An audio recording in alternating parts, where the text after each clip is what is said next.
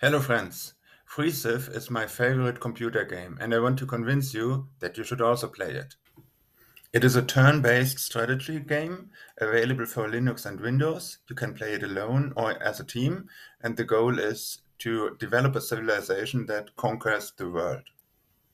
Here we see the dawn of civilization. Just one city has been founded, Berlin. Let's look into it. We see it has one inhabitant, and the only military unit that you can build are warriors. Regarding the statistics, it produces one gold coin per turn and one science point per turn. So if we now make a time lapse 5,000 years into the future, we can look at the same Berlin being a bit developed. Here, Berlin has 31 inhabitants, which comes to a real inhabitant count of almost 5 million. It has an airport, aqueduct, a bank, city walls, Colosseum, being defended by two Marine Corps, and you can build a lot of stuff, including military units like Alpine troops, battleship, destroyer, howitzer, cruise missile, atomic bomb, armor, and spies, and a lot more. Regarding the statistics, it makes 195 gold coins per turn and 148 science points. So quite a bit better, I would say. The real challenge with this game is to strike a balance between researching, developing your cities, and fighting your enemies. And in order to get this right, you need to start from a good start. So I would like to show you some tricks here. Let's have a look at this map here. You see the one founded city here quite in the center. Then you see a unit of settlers. Settlers can build cities and they can also build roads and irrigation. Here you see workers. Workers can only build roads and irrigation, so they are to improve your landscape.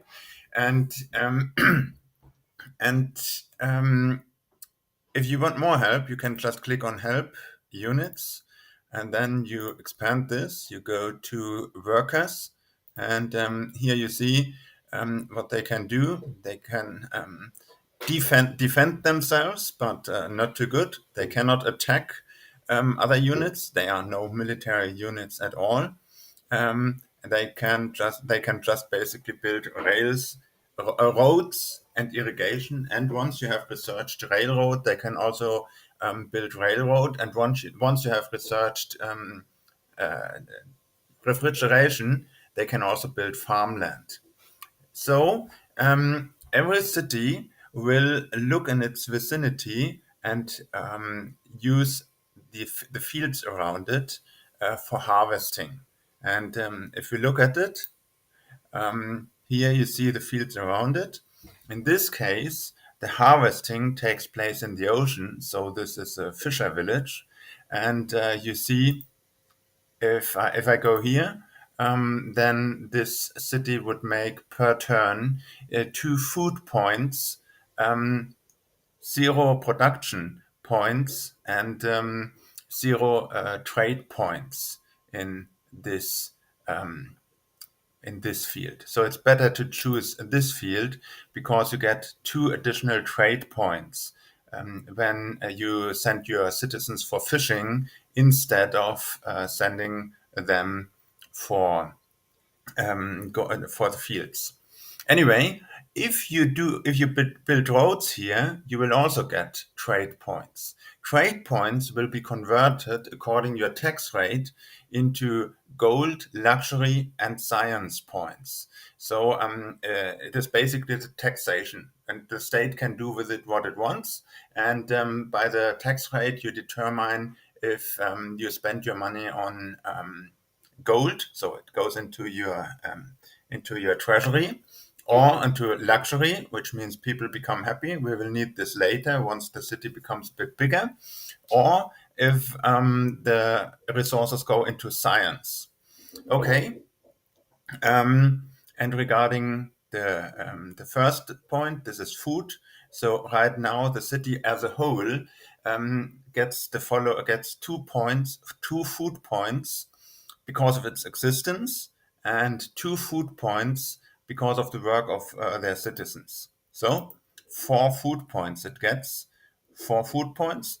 There's 1 citizen in, and to maintain this citizen, it needs 2 food points. So you have a surplus of 2 food points, which means that in 9 turns, the citizen count of this city will be increased by 1.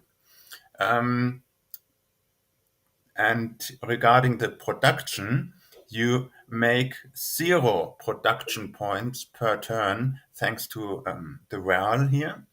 And plus you make 1 because of the sheer existence of the city. You have placed it into the right field. So overall you make 1 production point, which means you have a surplus of 1 production point, and your warriors need 10 production points. So they will be done in 10 turns, and 9 turns are remaining. You can also buy the warriors in case you have enough in the treasury. So if you increase your tax rate so that you make a lot of money, you do not need so much production because you can buy the stuff that you are about to build. So let's try to buy it. Tells me, okay, costs 22 gold, but you only have 51 gold in the treasury. Do you still want to buy it? I say yes. And in the next turn, a friendly warrior will appear here. Now, as I have said, I will use this warrior to discover what is around here in this civilization, and I will use this warrior to sorry, it's a worker, not a warrior. I will use this worker to build a road, and with this settler, I could now build a town, or I could build a road. If I type R, it does not build a road because I have not yet invented bridge building, and you clearly see that there's a river going along here. So this is the reason why I cannot build a road here, and I will not build a city here because we would be too close to Berlin and we would be competing for resources. So let's go a bit to the right, and let's use this here. This guy is, as you can see, an explorer. Basically, it is not an attack unit and not a military unit. It is a unit to discover your what's around, and that is urgently needed now. And this has now been my first turn. And another thing I wanted to show to you is how you find out which terrain you are on. Let's do that in the next round. I click on turn done, and here is my first warrior. Now I click here on the settler, and I see the terrain here is forest. So I can go to help terrain, and then let's see forest, and you see that you need a lot of movement points to go through a forest. So it's not as easy as going through plain land.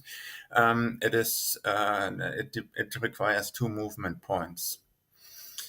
But if you want to irrigate it, this will take 5 turns, and if you want to build a mine there, this will turn it into swamp, and it will take 15 turns.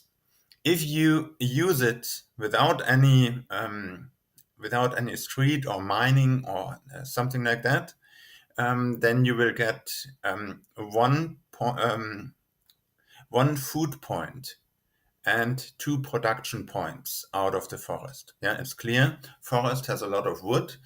You can use that wood for production, so you get 2 production points, but you get 0 trade points, which means you will not get too much of science, luxury, or gold in your treasury out of it. Just wanted to show this to you. Now we still have this settler. Let's try to find a good point to found a new city. And as I can see here, this does not look too good. Seems we are only having swamp here, forest, river, and here we have, as you can see it, swamp. But here is a well, and this will give us good production capabilities. However, nothing for the start. So I type here F to fortify my warrior, and this guy has now been done building the road. Oh no, I mixed it up. This guy has never built a road.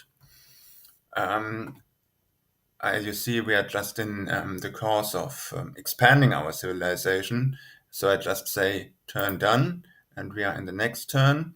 And I would say this place here, this place here also deserves a road, because if we now go to Berlin and see here, we have a plain land and it has a road.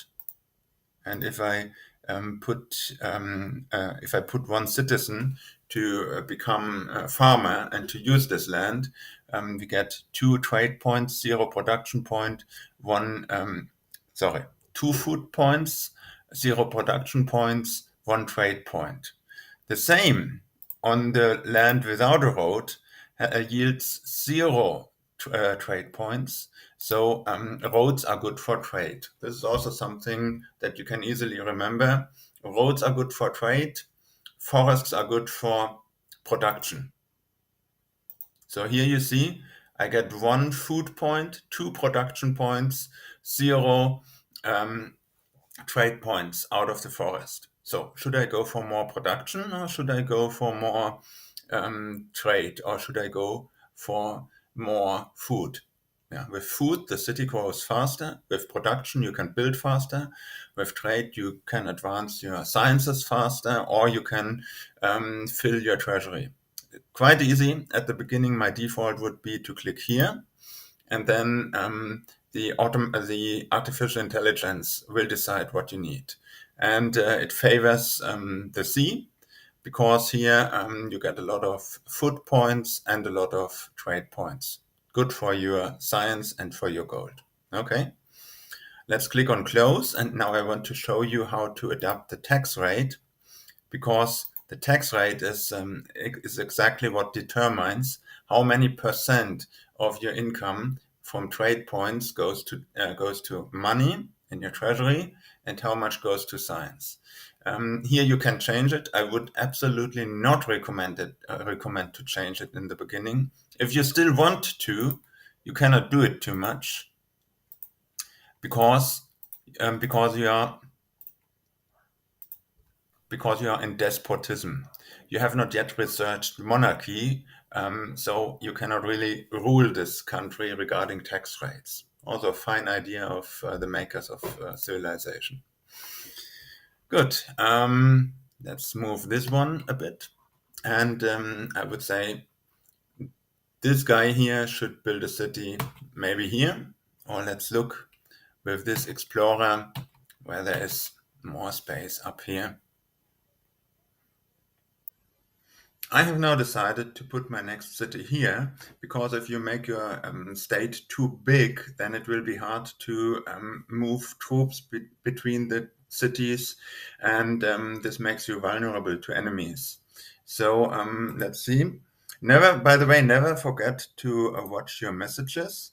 You will get messages like, here we have met an enemy, here someone wants to talk with you about alliances.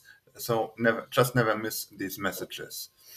So I type the key C to see if there's still one C like center, to see if there's still one unit left that wants to move, but there is no unit left. So I click on turn done, check my messages again, and there are no messages, but I can now move again.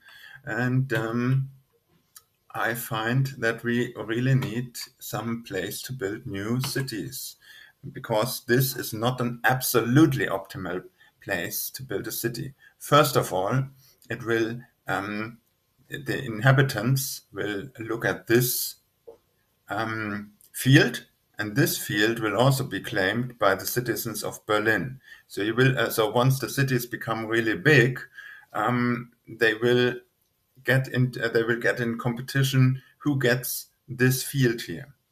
That is the first reason why this place is not ideal. The other reason is that you have not too much good things around you at this place. If I build a city, what I want around is such a whale, because it really helps with getting resources from the sea, or such a whale. But here this is not around. There's also no gold mine around it. There's all these goodies. Like here, you have an oil field around. That is not the case here. Nevertheless, we need to build one city every, let's say, 6 or 5 or 7 quadrants. And I type B for build city. And I have the next city. You should defend each city with 1 or 2 good defensive units. So warriors are not good defensive units, but we have not yet researched any other type of military units.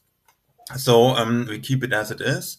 And in Berlin, we are already defended by 1 warrior. So what I would like to see here would be that a settler gets built. And because we are in an initial expansion phase, I would even try to buy it. But I cannot, because I don't have enough money. Okay. So if I cannot buy it, then at least I can, for the future, build a road here and use this one to discover more of the continent I am on.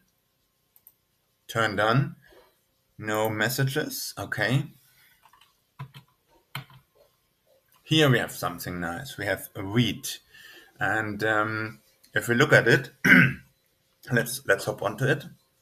And then I will look it up. It was plain land, if I remember correctly. I think this is plain land. So I go for terrain and then plains. And this is how plains look. And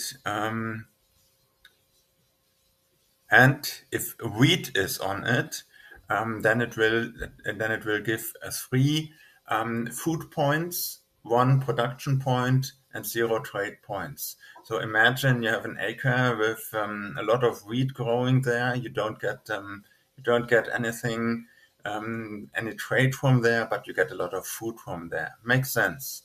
So if this wheat was not there, then you would have only 1 food point from these plains here. So this is how you read the help about this. Let's explore a bit. Maybe a good idea is now to go back to a civilization and click on research and decide for a cool technology to research for. Because as of now, you're researching masonry. The artificial intelligence has set it this way. Masonry is described here. If you want to know it exactly, you can go also here and you search for technologies. And here you would find masonry. It allows you to build city walls, to build a palace, to build great walls, and to build pyramids. Great Wall is a wonder of the world. So you would go here to Wonders of the World and then on Great Wall. And a Great Wall just replaces a city wall in all of your cities. So instead of building a city wall in all your cities, you build in one city a world wonder, which is the Great Wall. And then all your cities have the same defense strength that they would have if you had built a wall in each of them. So this is possible with masonry. And if you have developed masonry, then as a next step, as a following step, you can develop mathematics and you can develop construction. Construction you can only develop if you also have currency, and mathematics you can only develop if you also have researched the alphabet. You do not need to understand this graph here completely, but what I would like to point out here is that you have a relatively large land mass, so you do not need to research navigation as a highest priority. you also do not have a lot of rivers, just one river here, hindering your expansion. So you do not need bridge building at a high priority. So what I would recommend researching now is monarchy, because with monarchy you can change tax rates, and also if you look at government forms, then you will see that with monarchy we are in despotism right now. With despotism, you have highest levels of corruption. So that means you have two cities in the center of your civilization, and all other cities that are further on the outskirts suffer from corruption. And this is not what you want. What you want is monarchy. There you have a lot better situation regarding corruption. So we go here and say civilization research goal is monarchy. Another good goal would be, for example, railroad or gunpowder, but this would take much longer to be developed. Let's look at gunpowder, if it exists here. No, it does not really exist here, but if you, for example, look for university, there you need 10 other progresses in order to get to the progress of university. Masonry, you can directly search. Map making, which is needed for ships, will need one other advance. So, as I said, we take monarchy, and this means we will now be researching alphabet, ceremonial burial. This will enable us to research code of laws, and finally monarchy. So 1, 2, 3, 4 advantages we do have to get further in order to have monarchy.